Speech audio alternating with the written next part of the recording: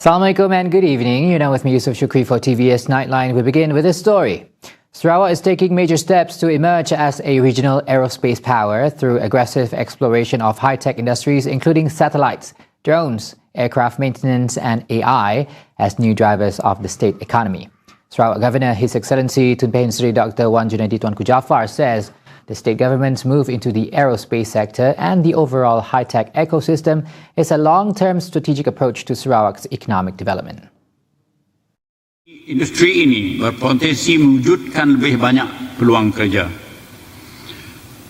khususnya para profesional serta tenaga kemahiran tinggi yang memberi pendapatan yang lebih lumayan.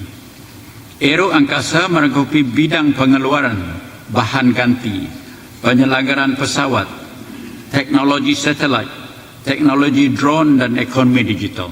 Wan Junaidi adds that the development of the aerospace and high-tech industries requires stronger cooperation between the government, educational institutions, relevant ministries, professional bodies and industry players to ensure Sarawak's talent and human capital development meets the current needs of the rapidly growing high-tech sectors. Dalam hubungan ini, kementerian dan agensi berkaitan dengan pembangunan bakat ataupun talent development, khususnya institusi pengajian tinggi dan TVET, tidak boleh bergerak secara bersendirian ataupun memandang ringan amanah yang telah diberikan.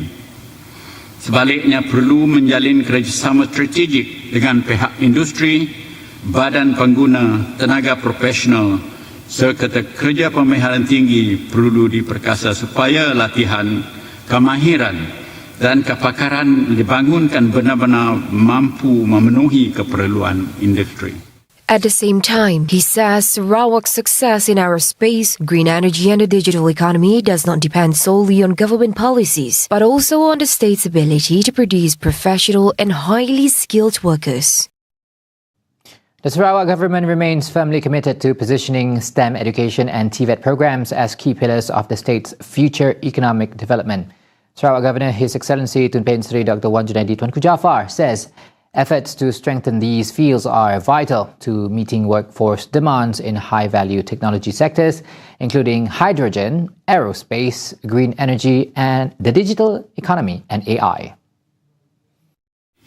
Dengan itu, ibu bapa, guru-guru sekolah, pemimpin masyarakat mesti bekerjasama dengan pihak kerajaan dan memainkan peranan dalam membimbing dan menggalak anak-anak Sarawak supaya lebih berminat terhadap bidang STEM dan TVET serta tidak mengambil jalan mudah dalam menentukan hala tuju pendidikan anak-anak mereka demi melahirkan generasi yang berkemahiran tinggi untuk memenuhi keperluan masa hadapan negeri ini.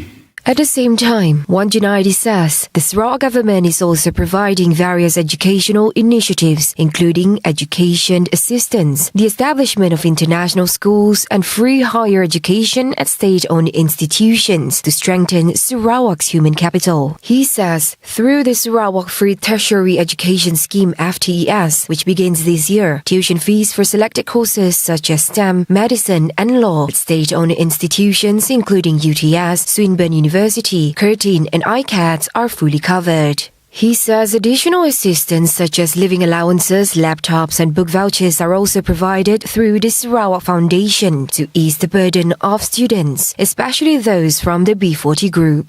Meanwhile, at the secondary level, he says the establishment of Yayasan Sarawak International Secondary School YSISS, which utilizes the Cambridge curriculum, gives eligible students the opportunity to enjoy international standard education free of charge. He says this initiative reflects the state government's continuous efforts to produce a highly skilled, competitive young Sarawakian generation capable of competing globally without being burdened by financial constraints.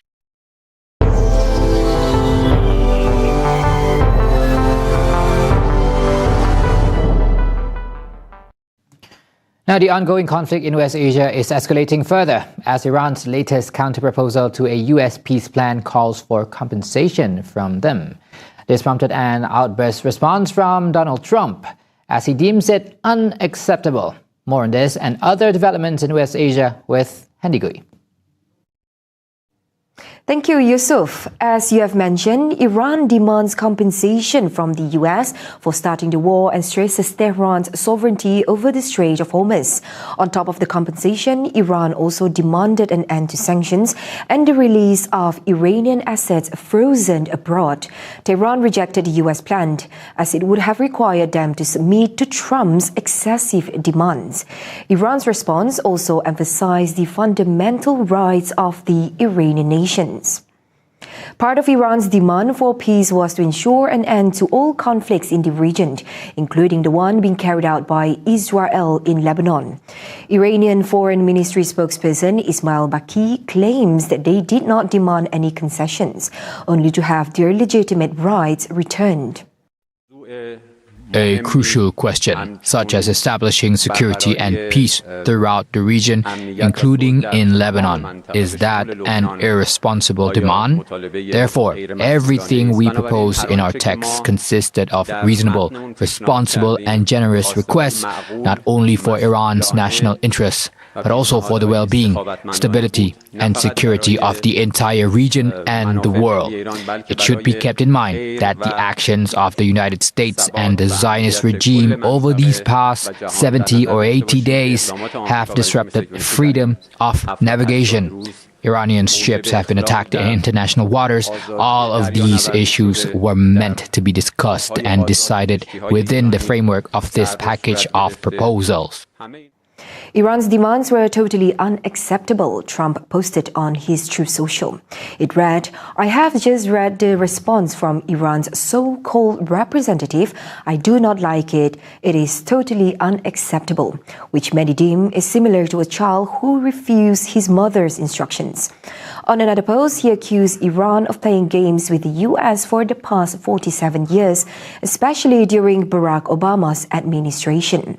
He accused Obama of funding Iran with billions of dollars while abandoning Israel and other US allies, and vowed that such action will not be repeated, as he vowed to make America great again.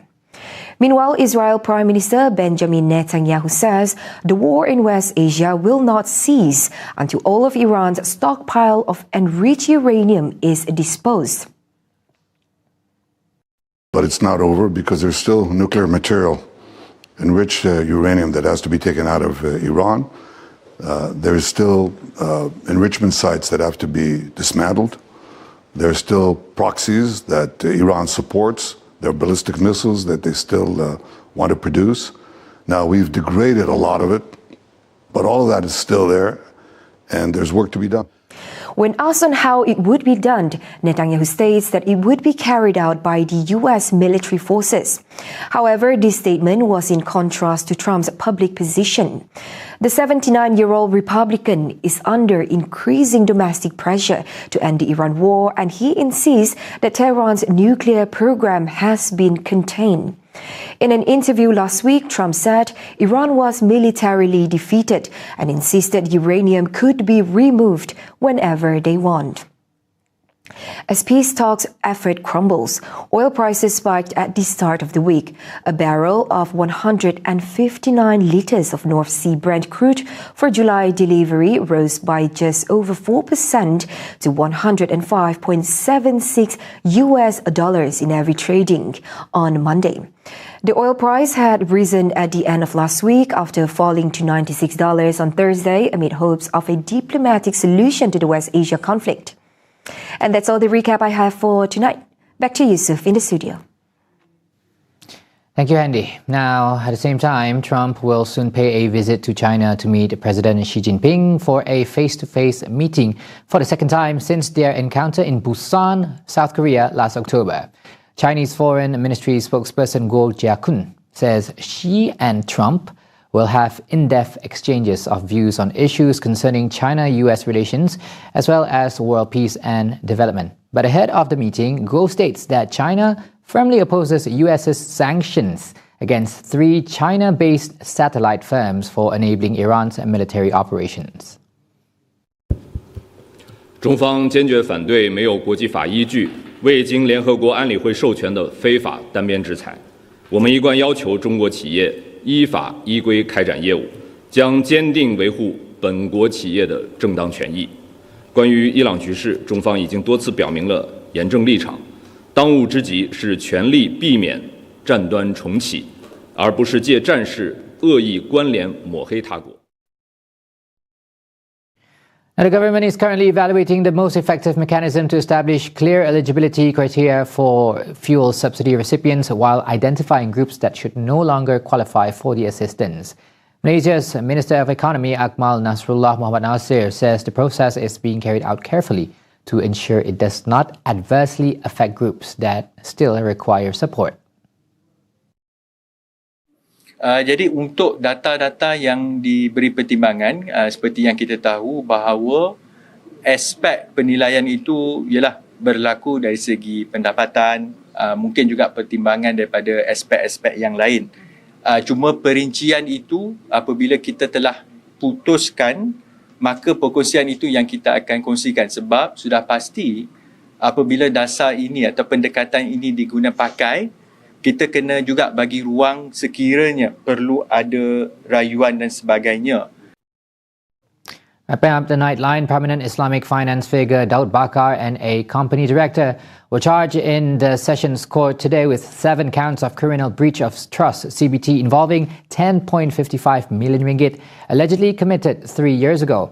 Daud, 62, who previously served as chairman of the Sharia Advisory Councils at both Bank Negara Malaysia and Securities Commission Malaysia, and Dato' Nurliza Tajuddin, 53, pleaded not guilty to the charges before Judge Suzana Hussein.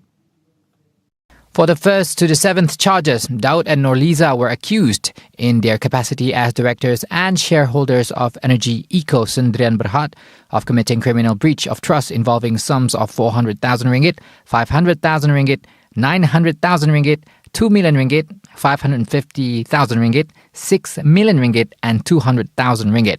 The funds belong to Moidin Kun Jayu, Koperasi Perumahan Sentul Pasar Kuala Lumpur Berhad, former Deputy Minister Datuk Dr. Mashita Ibrahim and My Card Capital Sendirian Berhad. Both accused were alleged to have dishonestly misused the funds in violation of an express contract, namely a shareholders advance agreement related to a Sharia-compliant glove manufacturing business. The charges were framed under Section 409 of the Penal Code, read together with Section 34 of the same code, which carries a penalty of between 2 to 20 years imprisonment, whipping, and a possible fine upon conviction. Lawyer Zahida Madzaman, representing Nurliza, applied for her client to be allowed to pay bail in installments, 50,000 ringgit today and the remaining 50,000 ringgit on May 18th. Judge Suzana allowed bail of 100,000 ringgit with one surety, along with additional conditions as requested by the prosecution, and permitted 50,000 ringgit to be paid today, with the balance to be settled on or before May 18th. Meanwhile, for Daud, the court also granted bail of 100,000 ringgit and ordered that he must not communicate directly or through a third party with any prosecution witnesses in the case. June 19th has been set for case mention. That's all the news for tonight. My name is Yusuf Shukri. Thank you for watching. Assalamualaikum and good night.